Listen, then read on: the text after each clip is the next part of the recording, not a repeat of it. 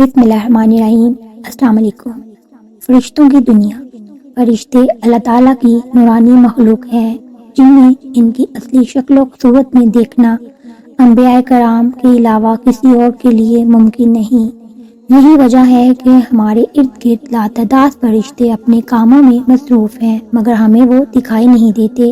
اگر وہ انسانی شکل اختیار کر کر ہمارے سامنے آئیں تو پھر انہیں دیکھنا ممکن ہے۔ انسان کی نسبت فرشتے عظیم مخلوق ہیں، ان میں چھوٹے بھی ہیں اور بڑے بھی۔ فرشتوں میں بعض کے 2 پر ہیں اور بعض کے 600 پر ہیں۔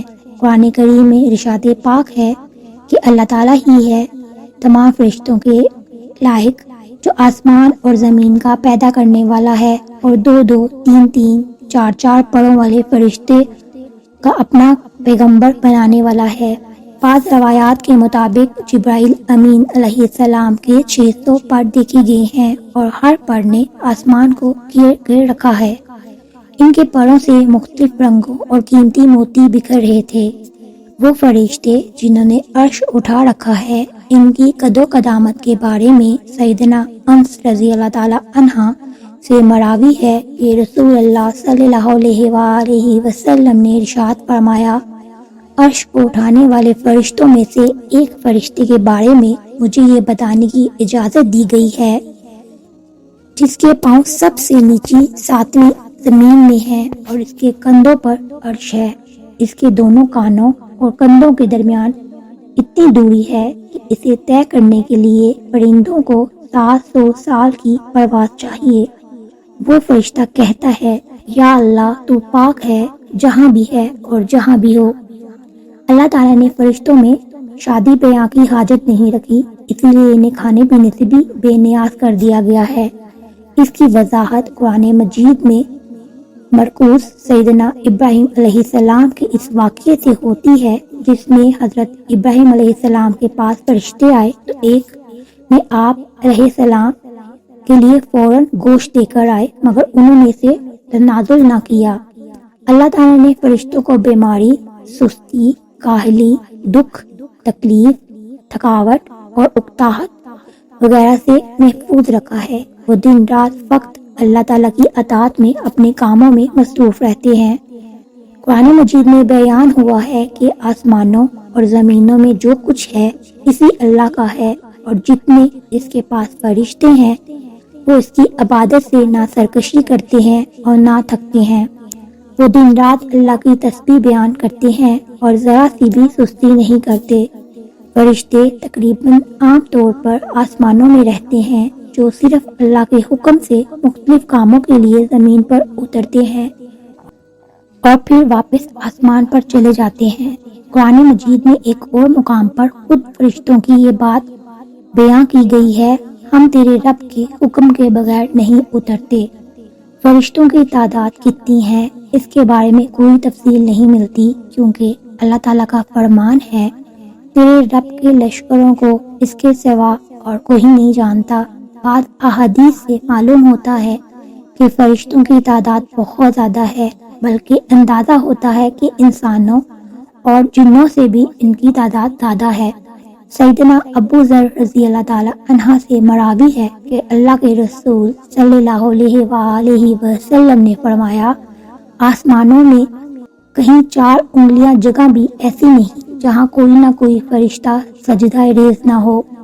سیدنا عبداللہ بن مسعود رضی اللہ تعالی عنہ سے مراوی ہے کہ اللہ کے رسول صلی اللہ علیہ وآلہ وسلم نے فرمایا، قیامت کے روز جہنم کو اسی حال میں لایا جائے گا کہ اس کی 70 لگامیں ہوں گی اور ہر لگام کے ساتھ 70,000 فرشتے ہوں گے جو اسے کھینچ کر لا رہے ہوں گے۔ فرشتوں کی ایک اہم حیثیت یہ بھی ہے کہ وہ اللہ تعالیٰ کے حکم سے اپنی شکل و صورت کے علاوہ کوئی اور صورت بھی اختیار کر سکتے ہیں۔ یہ صورت کسی ایسے انسان کی بھی ہو سکتی ہے جسے دیکھنے والے پہچان لیں۔ انسانوں کے علاوہ کسی اور جاندار کی صورت اختیار کرنے کی فرشتوں کو طاقت نہیں ہے۔ اس کے بارے میں قرآن و سنت میں کوئی بھی ذکر نہیں ملتا، البتہ ان کی انسانی شکل اختیار کرنے کے واقعات ضرور ملتے ہیں جن سے یہ اندازہ ہوتا ہے کہ فرشتے اللہ تعالیٰ کے حکم سے دیگر شکلیں بھی اختیار کر سکتے ہیں۔ سیدنا حضرت ابراہیم علیہ السلام کے پاس فرشتے انسانی شکل میں آئے اور آپ علیہ السلام نے ان فرشتوں کو پہچان نہ پائے۔ پھر فرشتوں کے بتانے پر آپ علیہ السلام کو معلوم ہوا کہ یہ انسان نہیں بلکہ فرشتے ہیں۔ حضرت مریم علیہ السلام کے پاس بھی جبرائیل امین علیہ السلام انسانی شکل میں تشریف لاتے تھے، اور جبرائیل امین علیہ السلام سوائے 2 مرتبہ کے ہر مرتبہ نبی پاک صلی اللہ علیہ وآلہ وسلم کے پاس انسانی شکل میں تشریف لائے۔ اللہ تعالیٰ نے فرشتوں کو انسانوں اور جنوں سے کئی گنا زیادہ قوت اور طاقت عطا کر رکھی ہے۔ نبی کریم صلی اللہ علیہ وآلہ وسلم نے جب طائف کے مقام پر وہاں کے لوگوں کو اسلام کی دعوت پیش کی تو آپ صلی اللہ علیہ وآلہ وسلم پر وہاں کے لوگوں نے ظلم و جبر کی انتہا کر دی تھی، اور حضرت محمد مصطفیٰ صلی اللہ علیہ وآلہ وسلم کو لہو لہان کر دیا۔ تو اس مقام پر حضرت جبرائیل امین علیہ السلام تشریف لائے۔ انہوں نے آواز دی اور کہا، اللہ تعالیٰ نبی پاک محمد مصطفیٰ صلی اللہ علیہ وآلہ وسلم کے بارے میں آپ کی قوم کی باتیں سن چکا ہے، تو انہوں نے آپ کے خلاف اقدام کیا وہ بھی دیکھ چکا ہے۔ آپ کے پاس اللہ تعالیٰ نے پہاڑوں کا فرشتہ بھیجا ہے، آپ ان لوگوں کے بارے میں جو چاہیں اس فرشتے کو حکم دیں۔ اس کے بعد پہاڑوں کا فرشتہ مخاطب ہوا، اس نے حضرت محمد مصطفیٰ صلی اللہ علیہ وآلہ وسلم کو سلام کیا، پھر عرض کی، اے اللہ کے رسول، آپ جو حکم دیں گے میں اس کی تعمیل کر دوں گا۔ اگر آپ چاہیں تو میں دونوں طرف کے پہاڑوں کو ان پر لا کر ملا دوں جس سے یہ پس جائیں گے۔ اس طرح جبرائیل امین علیہ السلام کی قوت و طاقت کے بارے میں قرآن مجید میں ہے۔ انہیں نبی پاک محمد مصطفیٰ صلی اللہ علیہ وآلہ وسلم کو زبردست طاقت والے فرشتے نے سکھایا تھا جو زور آور ہے۔ فرشتے اپنا ہر کام میں نظم و ضبط کی پابندی کرتے ہیں، جس میں کسی قسم کی کمی بیشی یا سستی اور کاہلی وغیرہ کا مظاہرہ نہیں کرتے۔ جن فرشتوں کو جب اور جہاں ڈیوٹی شروع ہوتی ہے وہ اسی وقت وہاں پہنچ جاتے ہیں اور اسے احسن طریقے سے سر انجام دیتے ہیں۔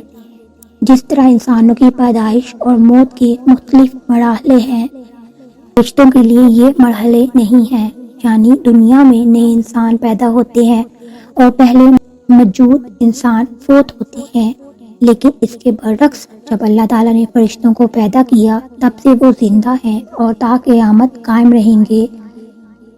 جب تک اللہ پاک کی ذات چاہے گی وہ زندہ رہیں گے۔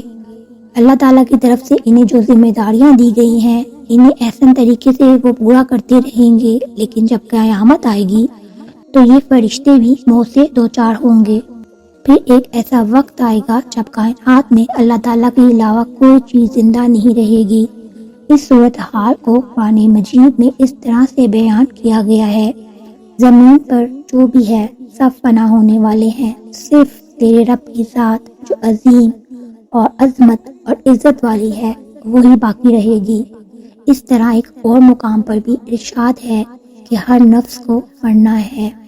دنیا کے لوگوں میں سے بدقسمت ترین وہ لوگ ہوں گے جو قیامت کا منظر اپنی آنکھوں سے دیکھیں گے۔ اس روز یعنی قیامت کے دن پہلے ایک دم ایک خوفناک آواز آئے گی جس کے خوف سے سب لوگ سب کچھ بھول جائیں گے۔ اس خوفناک آواز کے بعد سورج پھٹ جائے گا، تارے ٹوٹ جائیں گے، چاند بکھر کر ریزہ ریزہ ہو جائے گا، زمین میں دراریں پڑ جائیں گی، پہاڑ روئی بن جائیں گے، سمندروں میں آگ لگ جائے گی، دنیا تہس نہس ہو جائے گی۔ پھر اس خوفناک آواز کے ساتھ پوری دنیا کو اللہ تعالیٰ موت دے دیں گے۔ جب سب کچھ ختم ہو جائے گا پھر پہلے دوسرے تیسرے اور اسی طرح 7 آسمان تک سب کو موت دی جائے گی۔ سب فرشتوں کو گرا دیا جائے گا، انہیں زیر زبر کر دیا جائے گا۔ پھر اللہ تعالیٰ فرمائیں گے کون باقی ہے؟ آواز سن کر ملک الموت حضرت اسرائیل کہیں گے کہ یا اللہ مجھ سمیت تیرے 4 فرشتے ہیں، یہ جبرائیل، میکائیل اور اسرافیل ہیں۔ اللہ تعالیٰ فرمائیں گے کہ جبرائیل اور میکائیل مر جائیں۔ اس پر اللہ کا عرش کہے گا یا اللہ جبرائیل اور میکائیل کو، تو اسی وقت اللہ تعالیٰ فرمائیں گے کہ خاموش، میرے عرش کے نیچے موت ہی موت ہے۔ پھر دوبارہ اللہ تعالیٰ فرمائیں گے کون باقی ہے جو اب آئے گا کہ عرش کے فرشتے یعنی اسرافیل اور اسرائیل۔ پھر اللہ فرمائیں گے اسرافیل مر جائے، اور اسی وقت اسرافیل سور پھونک رہے ہوں گے اور ان کے ہاتھوں سے سور نکل جائے گا اور جا کر اللہ کے عرش پر لگ جائیں گے۔ پھر اوپر اللہ اور نیچے صرف اسرائیل علیہ السلام باقی ہوں گے۔ پھر اللہ پوچھے گا ابھی کون باقی ہے؟ تو جواب میں اسرائیل علیہ السلام کہیں گے بس اب تو میں ہی باقی ہوں۔ پھر اللہ تعالیٰ فرمائیں گے جا تو بھی مر جا، تو بھی میری ایک مخلوق ہے۔ پھر اللہ تعالیٰ کہیں گے کوئی ہے میرا شریک تو آؤ، اور اللہ تعالیٰ زمین اور آسمان کو ایک جھٹکا دیں گے اور فرمائیں گے کہ میں یکتا ہوں، میرا کوئی شریک نہیں، اللہ اکبر۔ اللہ تعالیٰ سے دعا ہے کہ اللہ ہم سب کو ایمان والی زندگی اور ایمان والی موت عطا کریں۔ اللہ تعالیٰ ہم سب کو قیامت کی تیاری کرنے کی توفیق دے، اور اللہ تعالیٰ ہم سب کے حامی و ناصر ہوں، آمین یا رب العالمین۔ اگر آپ کو یہ ویڈیو اچھی لگی ہو لائک اور شیئر کیجیے گا، چینل پر نہیں ہے تو سبسکرائب کر لیجیے۔ اپنا بہت سا خیال رکھیے گا۔ اللہ تعالیٰ آپ سب کو اپنے حفظ و امان میں رکھے۔ اللہ حافظ۔